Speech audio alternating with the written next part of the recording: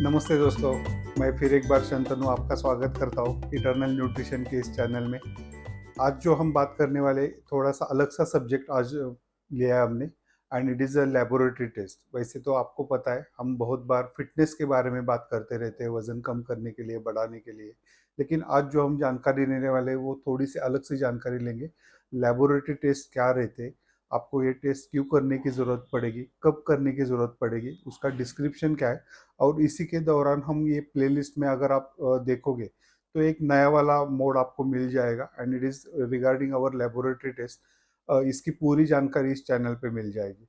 तो अभी तक आपने ये चैनल सब्सक्राइब नहीं किया है तो मैं आपको बोलूँगा सब्सक्राइब कर दीजिए। बेल आइकॉन अगर बटन दबाओगे तो अगला वाला वीडियो भी ज़रूर मिल जाएगा। तो शुरू करते हैं आज के इस नए वीडियो में। ये लेबोरेटरी टेस्ट जो रहते हैं वो कब करने की ज़रूरत पड़ती है, क्यों करने की ज़रूरत पड़ती है? हमें अगर देखा जाए तो वैसे तो हम फिटनेस अचीव करने के लिए बहुत बार कुछ कोशिश करते रहते हैं, लेकिन उसी के दौरान कुछ इन्फेक्शन हो जाता है या और हम बीमार पड़ जाते हैं। तो बीमार होने के बाद पहला वाला क्या काम करते हैं, हम डॉक्टर के पास चले जाते हैं, कुछ तो दवाई लेते हैं या फिर उससे पहले लोग क्या करते हैं, मेडिकल शॉप में जाते हैं, कुछ तो ऐसे ही दवाई जो भी पता रहती है वो दवाई लेने की कोशिश करते हैं। और 2-3 दिन बाद जब भी हमें अच्छा नहीं महसूस होता है, बीमारी हमारी कम नहीं हो जाती, तो डॉक्टर के पास जाने की ज़रूरत पड़ती है। डॉक्टर भी आपको प्राइमरी लेवल पे कुछ तो दवाई लिख के देंगे और बोलते हैं कि ठीक है, 2-3 दिन में आप देख लो, कम हो जाएगा। और उसके बाद भी अगर आपकी बीमारी कम नहीं हो जाती है, तो आपको सजेस्ट किया जाता है कि अभी आपको कुछ ब्लड टेस्ट वगैरह, लैबोरेटरी टेस्ट करने की ज़रूरत पड़ेगी। तो ये टेस्ट क्यों करने की ज़रूरत है? आपका जो भी बीमारी है, जो भी रोग है, उसका निदान प्रॉपरली किया जाए। आपको प्रॉपर तरीके से समझ में आए कि ये इन्फेक्शन क्या है, क्यों आप बीमार हो चुके हो और उसके लिए कौन-सी दवा लेने की ज़रूरत पड़ेगी, इसके लिए लैब टेस्ट फ़ायदेमंद हो जाएगी। तो ये लैबोरेटरी टेस्ट कैसे करना है, कहाँ पे करना है, अ, उसका प्रोटोकॉल क्या रहेगा, ब्लड सैंपल आपको कैसे देने हैं, ये सभी बातें इस चैनल के ज़रिए या फिर इस वीडियो के ज़रिए मैं बताने वाला हूँ। उसमें हम बेसिक टेस्ट के बारे में भी बात करेंगे। क्या प्रोटोकॉल किस किस तरीके से आपको ये टेस्ट करने की ज़रूरत पड़ेगी, कौन से टेस्ट किस बीमारी के लिए रहते हैं, उसका मेथड क्या-क्या रहता है और उसके रिज़ल्ट्स कैसे आपके लिए। अभी हम टेक्निकल बातों में नहीं अटकने वाले, तो जनरल इन्फॉर्मेशन या फिर मैं एक बात भी बोलना चाहूँगा, अगर ये सभी आप वीडियो देख रहे हैं तो सेल्फ डायग्नोस मत कीजिएगा, ये जनरल इन्फॉर्मेशन के लिए है। तो आपके डॉक्टर आपको प्रॉपर तरीके से गाइड करेंगे और उनका मेडिसिन जो है वो तो आपको प्रॉपर तरीके से लेने की ज़रूरत पड़ेगी। तो ये जब भी हम आज बात करेंगे बेसिक टेस्ट के बारे में, वैसे फिलहाल बहुत सारे लोग सेल्फ मेडिकेशन या फिर सेल्फ टेस्ट भी कर लेते हैं कि लोगों को क्यूरियोसिटी रहती है कि ब्लड टेस्ट करने की ज़रूरत पड़ेगी। और एक प्राइमरी टेस्ट सेल्फ टेस्ट किया जाता है, इट इज़ ब्लड ग्रुप।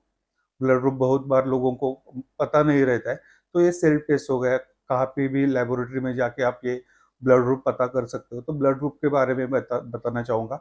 अगर एक बार आपने ब्लड ग्रुप देख लिया तो वो ज़िंदगी भर नहीं बदलता है।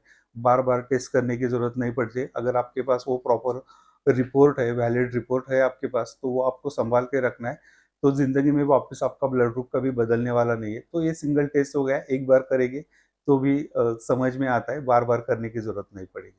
उसके अलावा बहुत सारे रेगुलर टेस्ट रहते हैं, रूटीन टेस्ट जिसे बोलते हैं, तो वो भी हम बहुत बार करते रहते हैं। अगर कुछ भी आपको दिक्कत है, बीमारी है या फिर आपको टेम्परेचर आ रहा है, कुछ बुखार आ रहा है या फिर सिर में दर्द है, पेट में दर्द है, शरीर में, बॉडी में कहाँ पे इन्फ्लेमेशन है या फिर सूजन है, तो उसी के लिए बहुत सारे टेस्ट किए जाते हैं। तो ये रूटीन टेस्ट हो गए और उसमें जनरल लेवल पे किया जाने वाला टेस्ट है, आज हम उसके बारे में बात करेंगे। It is called CBC, complete blood count ऐसे बोला जाता है इसे।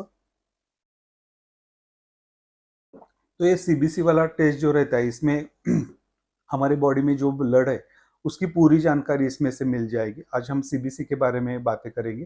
तो सीबीसी में क्या-क्या टेस्ट आपको मिल जाते हैं या फिर ये सीबीसी के बारे में बताने से पहले मैं बताना चाहूँगा, ये रिपोर्ट कोई भी अगर रिपोर्ट आपके सामने है तो वो पढ़ा कैसे जाता है। तो किसी भी लेबोरेटरी का अगर आप रिपोर्ट देखते हो तो आपको कुछ चीज़ें पता होनी चाहिए। जहाँ भी आप टेस्ट कर रहे हैं वो क्वालिफाइड पर्सन क्या है, उसका एजुकेशनल क्वालिफिकेशन आप देख सकते हो। उसके अलावा एक एनएबीएल करके एक एक्रेडिटेशन रहता है। ये प्रमाणित लैब है क्या, ये भी आपको जानना है। उसपे सिग्नेचर एमडी पैथोलॉजिस्ट का है क्या, ये भी आपको देखने की ज़रूरत पड़ेगी। और ये सब वैलिडेशन है तो जो रिपोर्ट आपको मिलता है वो कैसे पढ़ा जाता है ये भी हम देखने वाले हैं। तो पहले लेफ्ट कॉलम में आपको ये टेस्ट का नाम मिलेगा, दूसरे वाले मिडल कॉलम में उस टेस्ट का रिजल्ट मिल जाता है, और तीसरा वाला कॉलम रहता है and it is regarding our normal ranges. वो जो जो भी आप पैरामीटर चेक किया है उसका नॉर्मल रेंज क्या रहेगा। तो ये बहुत ही आसान रहता है। अगर आपको प्रॉपर तरीके से ये रिपोर्ट पढ़ना शुरू करोगे तो आपको भी बहुत सारी इंफॉर्मेशन उससे मिल जाती है। लेकिन आपको डॉक्टर के पास जरूर जाना है, क्योंकि डायग्नोसिस, फाइनल डायग्नोसिस जो है वो तो डॉक्टर ही करने वाले। तो सीबीसी में क्या क्या हमें इंफॉर्मेशन मिल जाती है। पहले वाला तो रहता है हेमोग्लोबिन, जिसे एचबी भी बोला जाता है। तो हेमोग्लोबिन आपका बॉडी में ब्लड कॉन्सेंट्रेशन कितना है, हेमोग्लोबिन कितना है, वो उसमें पता चल जाता है। अगर वो उसकी नॉर्मल रेंज देखी जाए तो पुरुषों में या फिर मेल कैटेगरी में वो चाहिए कितना, 13 से 18 तक चाहिए, और महिलाओं में 11.5 से आगे 16.5 तक जरूरी रहता है। तो इसके बारे में ये आपको पढ़ने के समझ में आ जाएगा आपका हेमोग्लोबिन कितना है। उसके अलावा उसमें आरबीसी काउंट मेंशन किया रहता है, हमारे रेड ब्लड सेल जो रहते हैं उसका कॉन्सेंट्रेशन कितना है। उसके अलावा white blood cells, white blood cell का कंपोजिशन कितना है, और व्हाइट ब्लड सेल का डिफरेंशियल काउंट भी उसमें आ जाता है, जैसे कि न्यूट्रोफिल कितने हैं, लिम्फोसाइट कितने हैं, इओसिनोफिल का परसेंटेज क्या रहेगा, मोनोसाइट क्या है, बेसोफिल्स क्या है। अभी ये सभी जो अगर डिफरेंशियल काउंट में देखा जाए तो इट इज रिगार्डिंग ये इन्फेक्शन जो भी आपका है या फिर आप बीमार जिस वजह से हो उसको निर्धारित करता है। अगर इसका काउंट कुछ कम हो जाता है या फिर नीचे चला जाता है तो उससे समझ में आ जाता है आपको कुछ बैक्टीरियल इन्फेक्शन है या फिर वायरल इन्फेक्शन है, ये इस पे निर्भर करता रहेगा। उसके अलावा प्लेटलेट काउंट भी वहाँ पे मौजूद रहता है, तो प्लेटलेट काउंट पे भी बहुत सारी बातें निर्भर रहती है, या फिर मलेरियल डायग्नोसिस रहता है, या फिर डेंगू जैसी कुछ बीमारी रहती है, या फिर टाइफाइड जैसे कुछ अ, लक्षण रहते हैं।